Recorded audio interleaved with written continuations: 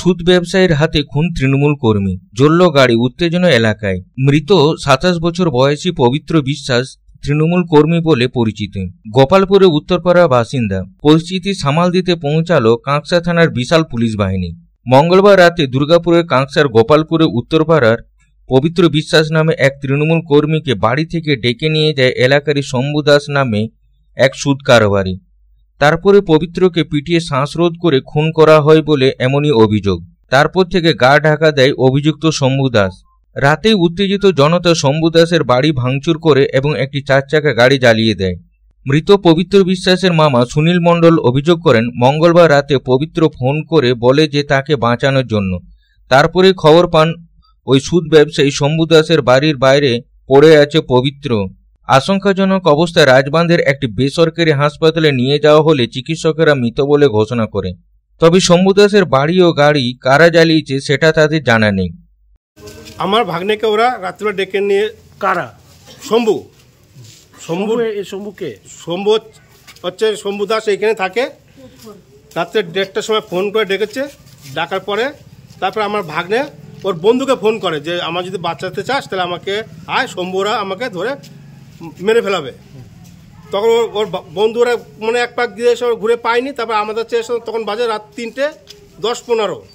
তখন আমরা গিয়ে আবার ঘুরি, দেখি আমরা কোনো শব্দ পাচ্ছি না। আবার যখন ঘুরে আসি তখন শম্ভু ছোট ভাই বলে কি, আয় তোর ভাগ্নে দেখ এইখানে মদকে পড়ে আছে। তখন গিয়ে দেখি ওর ঘরের গেটের সামনে শোয়ানো আছে, হাত পা পুরো শক্ত। সেই অবস্থায় তুলে এখন তাড়াহুড়ো করে কী করবো, নার্সিংহোম নিয়ে গেলাম আমি। নার্সিংহোম নিয়ে যাওয়ার পরে ওরা বললো যে অবস্থা ভালো না, আমরা রাখবো না। সঙ্গে সঙ্গে কী করলাম, এই অন্নপূর্ণাতে সঙ্গে সঙ্গে নিয়ে গেলাম গরুদেবীতে। গরুদেবী নিয়ে নাম তখনই আমার গাড়ি দেখি আস্তে আস্তে নিঃশ্বাসটা বন্ধ হয়ে গেল। সঙ্গে সঙ্গে নামালাম গরুদেবী মেডিকেলে। নামার পর ওরা সঙ্গে সঙ্গে দেখে এই করে বললো যে ডেড। পলাতক শম্ভু দাসের সন্ধানেও তল্লাশি শুরু করেছে কাঁকসা থানার পুলিশ। আসানসোল দুর্গাপুর পুলিশ কমিশনারের এসিপি সুমন কুমার জয়সওয়াল জানান, কি কারণে খুন সেটা তদন্ত করা হয়েছে। একটা ছেলেকে এখান থেকে, তার নাম প্রসেনজিৎ দাস, প্রসেনজিৎ বিশ্বাস, তাকে গৌরীদেবী হসপিটালে পবিত্র বিশ্বাস তাকে গৌরীদেবী হসপিটালে নিয়ে যাওয়া হয়েছে। 26 বছর বয়স। সেখানে ও মারা গেছে, ব্লড ডেথ ডাক্তার ডিক্লেয়ার করেছে। কী কারণের জন্য মারা গেছে আমরা এখনো বুঝতে পারিনি, পুলিশের তদন্ত চলছে।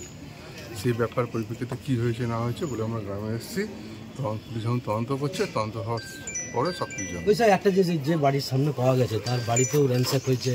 হ্যাঁ, ঘটনা গ্রামের লোকেরা যেহেতু ডেড বডিটা বলছে যে বাড়ির সামনে ওখানে পড়েছিল, তাদের সন্দেহ তারাই মেরেছে, তার জন্য ওর বাড়িটাকে র্যানস্যাক করেছে।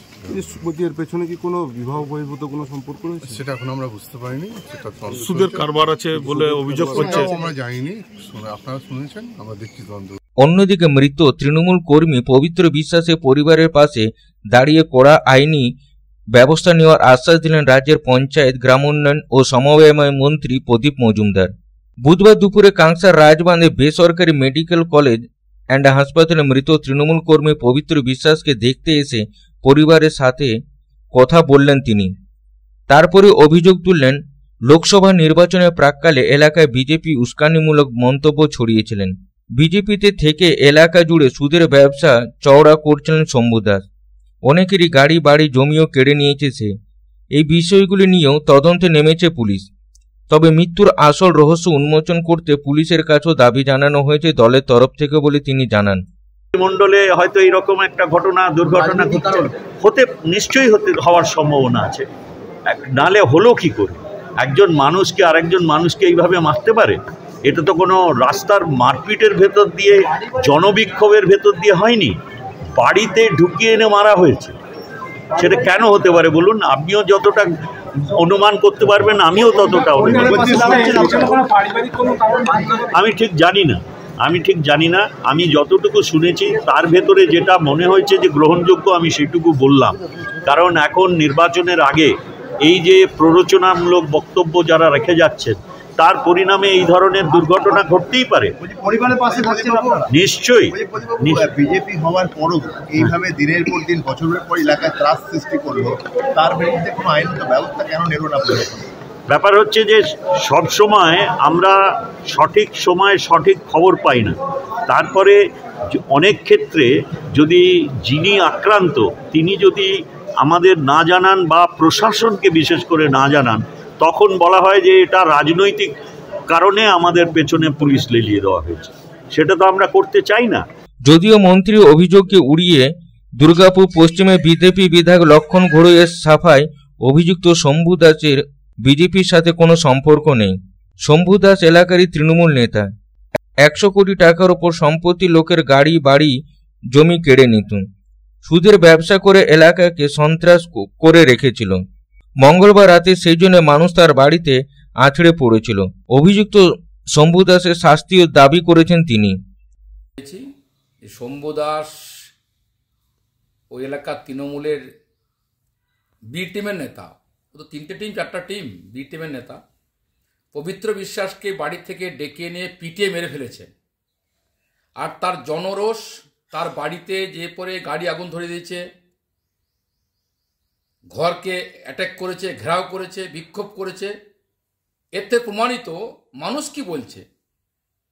আমাদের প্রদীপবাবুকে বলবো, তিনি জেনে শুনে কথা বলুন। তিনি একজন মন্ত্রী, তাকে ব্যক্তিগত আমি শ্রদ্ধা করি।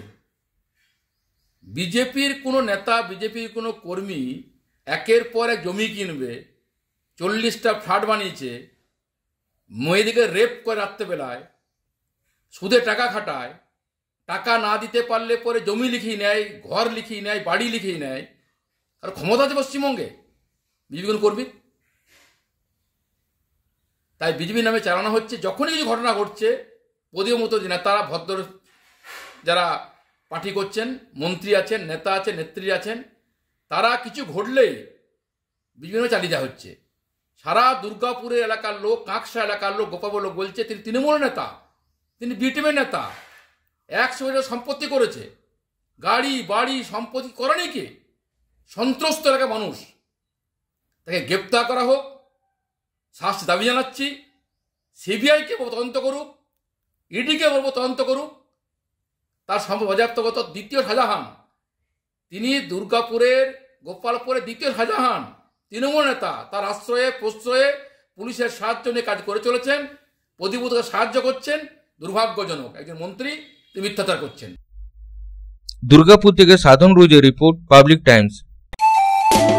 स्वास्थ्य की रक्षा और अधिक पौष्टि, एग्रो फ्रेश आटा की रोटी, खुशी परिवार हरदम ताजा टेस्ट, आटा की जगत में एग्रो फ्रेश बेस्ट। संपूर्ण मात्रा में कार्बोहाइड्रेट, प्रोटीन, विटामिन, मिनरल से भरपूर एग्रो फ्रेश आटा, मॉडर्न साइंटिफिक टेक्नोलॉजी से बना हेल्दी एग्रो फ्रेश आटा। रोटी चपाटी पूरी पराठा, एग्रो फ्रेश आटा। স্বাস্থ্যোজ্জ্বল দেহে সঠিক